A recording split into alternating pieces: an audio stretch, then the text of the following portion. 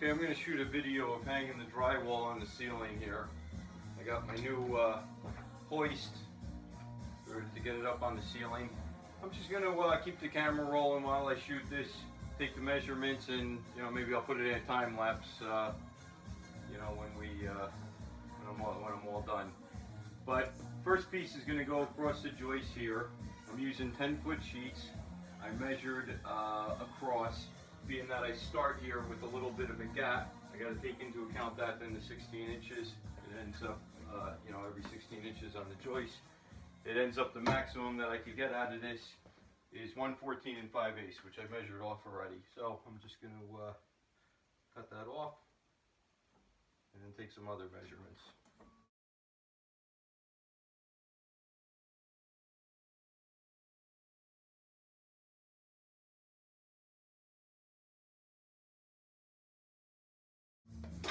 Then I got to find out where the light is going to wind up, get a mark on that, and then I will cut it out with the roto zip to just get an idea.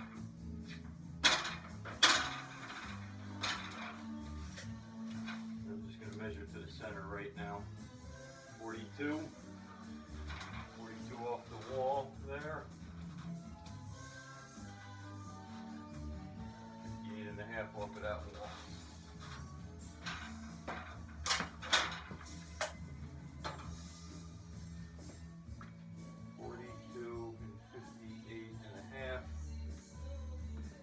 Now, I cut this end, and I want the cut end to be up against the wall.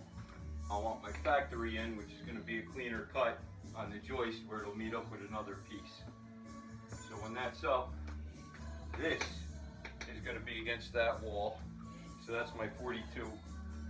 That's my 42 mark. So it'll be 42 off the bottom, and just to get an idea where the 58.5 is going to be.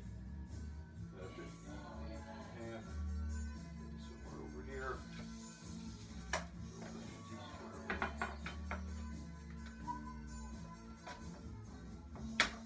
The T-square goes either way. I start at 0 here on this side, all the way down to 48 inches, or I can start at 0 here and up. So I want my 42 mark. Which celebrates the perfect pairing of Italian dishes with wines from around the world. 42. You can taste 3 different wines in one of our slide it across, make a little bit of line. And then my 58.5 will be off of the unfinished end, which I already measured over there. Do it again. Right there.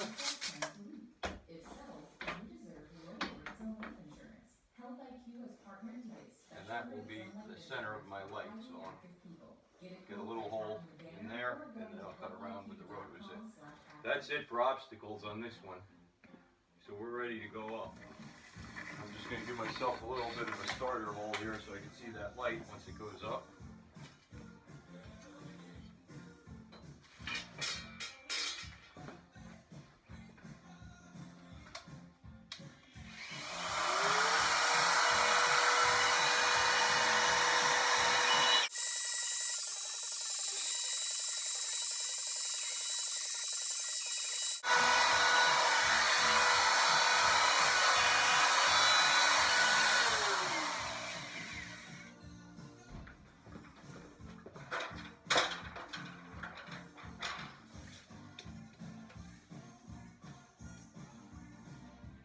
The center of my first joist is 2.5.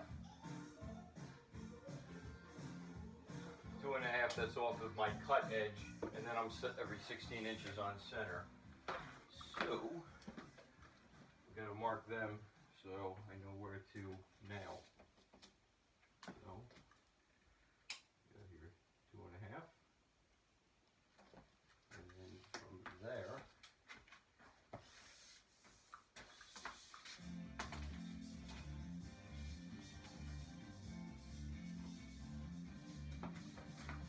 lay my tape right at the 2.5 mark, and then mark my 16 inches right on center. Boom, boom.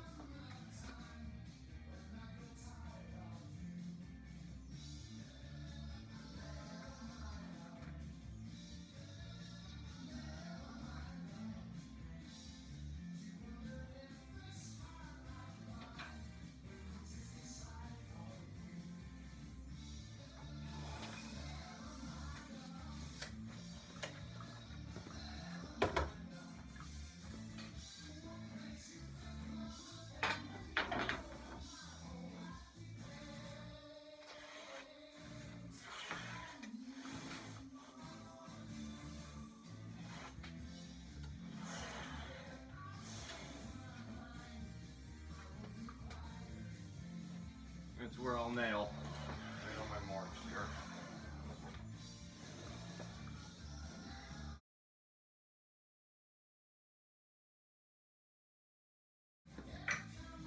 Okay, so now I got everything marked. I'll hit the light in the proper spot. I'm gonna put a little glue on the joist.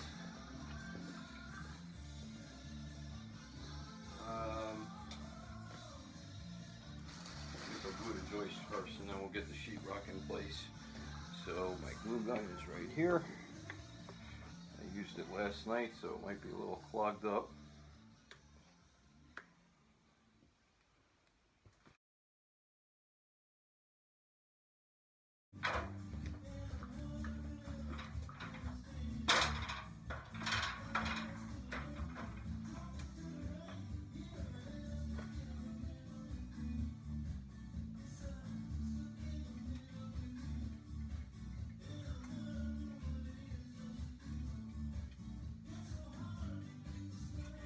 I know I come to about the light. I don't want to over glue.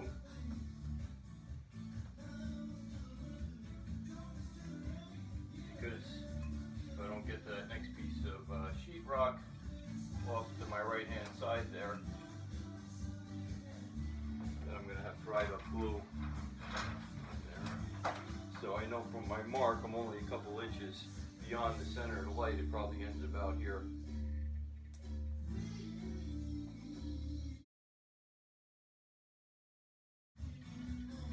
Center of the sheetrock, you want more glue. That's where the weight is. And then once the screws go in, forget about how strong this is going to hold. I'll put a little fatter bead on these couple joists that I'm doing now because this is more into the center of the piece.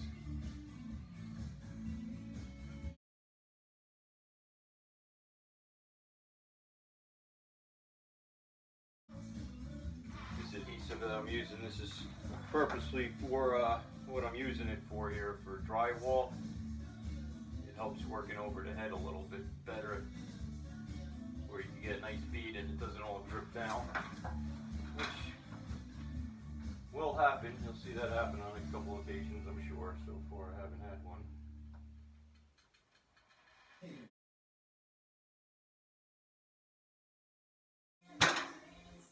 One other thing I want to do is remove that light bulb so I don't nail it with the rotozip later. LED, so they don't get hot. Okay, let's extend the outriggers. With a 10-footer, I could come pretty far out on this. There's a lot of room.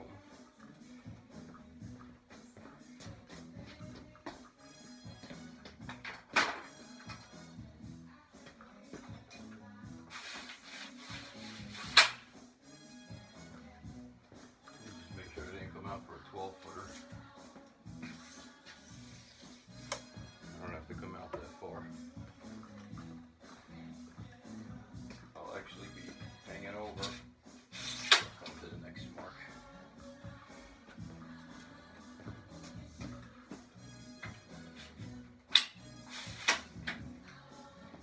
Okay. Put up against the wall. This has a break on it, but don't bother, just press it up against the wall and that seems to do the trick. Okay, again, cut edge against the wall, everything else all good.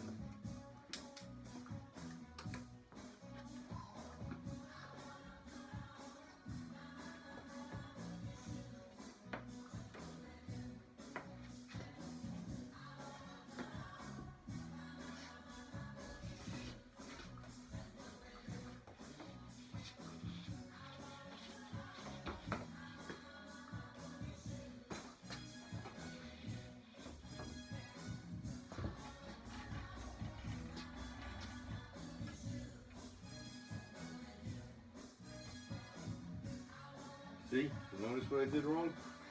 It's upside, it's the wrong way.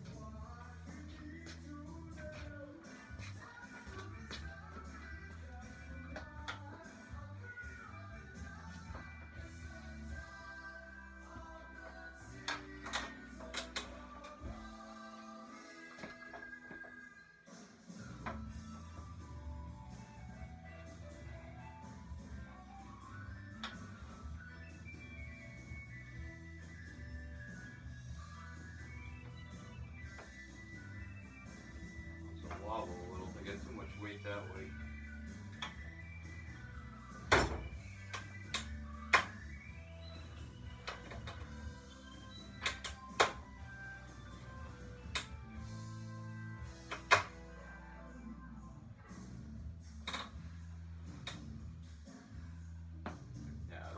Slide it after it's touching, because then it'll pull the glue off. Let's get that right in the corner, pretty close to. Get that center all the way up.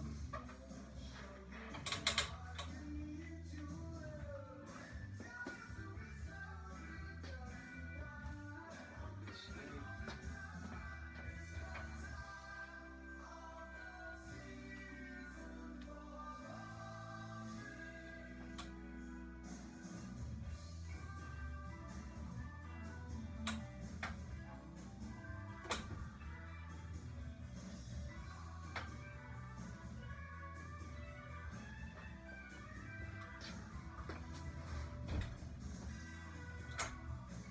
Tight up against the end, tight there, kind of tight there. Dead center on the joist, that's the most important thing. And you see here's the learning curve. I probably shouldn't have put any glue on here because now I got half glue. So I gotta hope that that glue doesn't set up before I get the next sheet on. Otherwise it'll have a little bit of bubble in there. Alright, so that's good. So I can put the brake on now, even though this isn't going anywhere.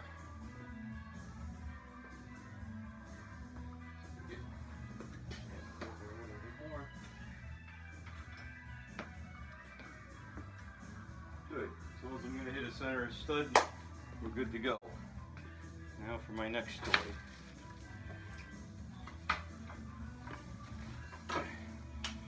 Makita drywall screw gun. 6,000 RPMs.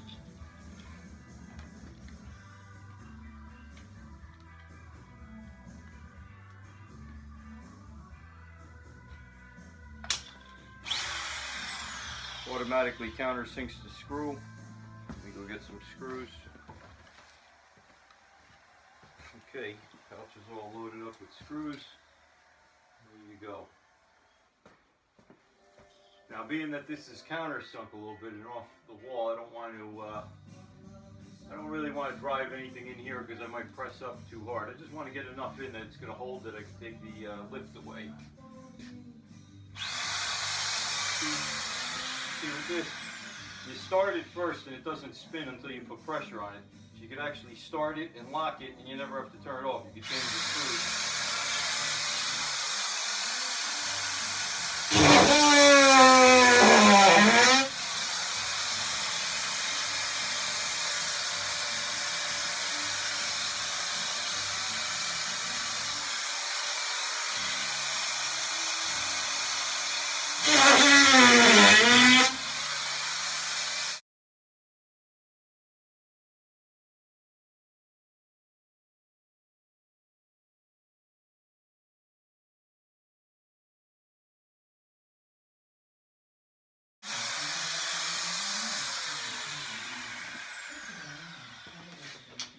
Now that's more screws than I needed to until I took the drywall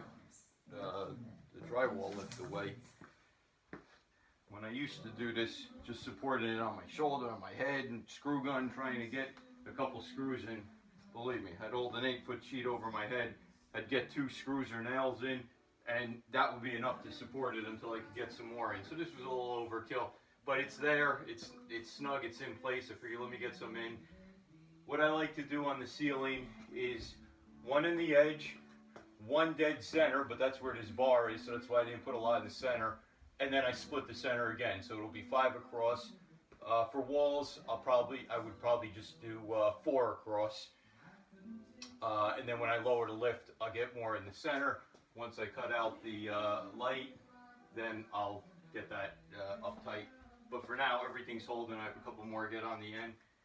And I mean, that's more than enough to hold this up, so the lift could come down now.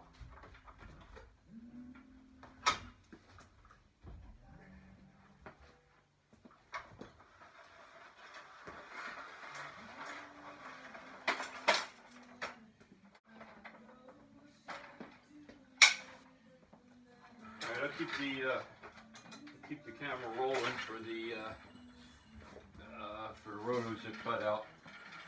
Now I'm still learning with the rotozip.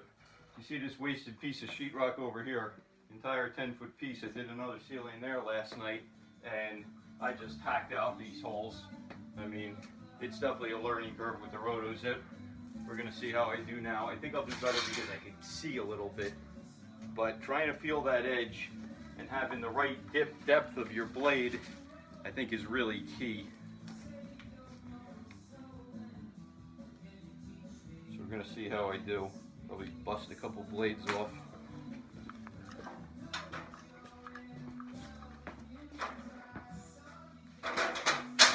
And this is messy. So we are gonna wear some gloves and a face mask.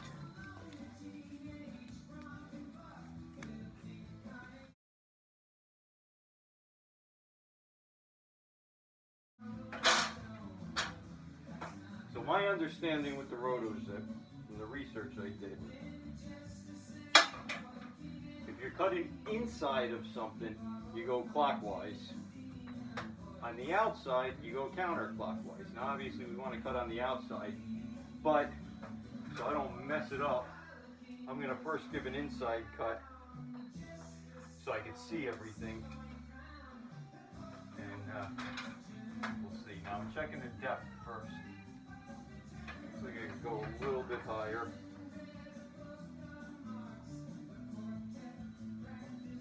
Because I think that's the key. You really need to feel the work under there. Alright, wish me luck.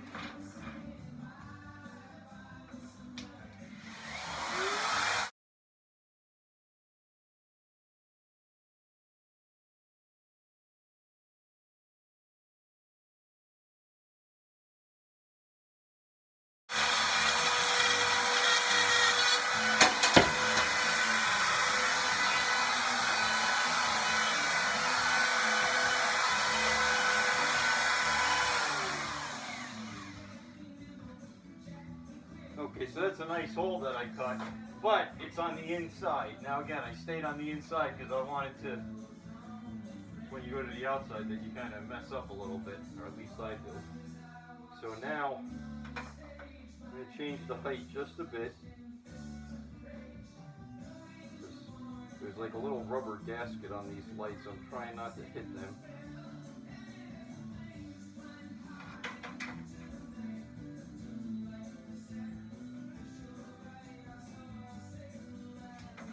Come even a little bit less. And again, this is a rookie way of doing things. A pro would have had about 6 of these lights cut out by now, perfectly. Alright, so now I'm going to try to get a hole on the outside of this rim and go counterclockwise and hope I keep it nice and round.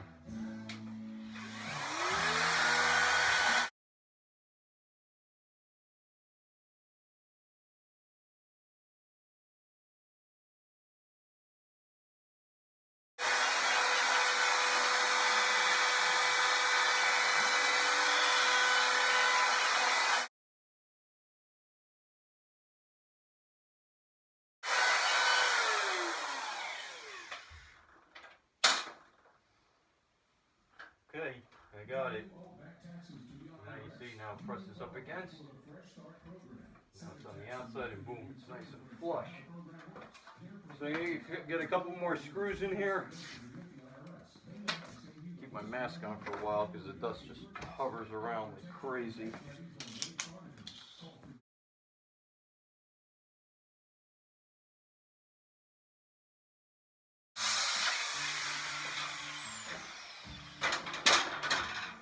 Another thing I didn't do, I'll do on my next one.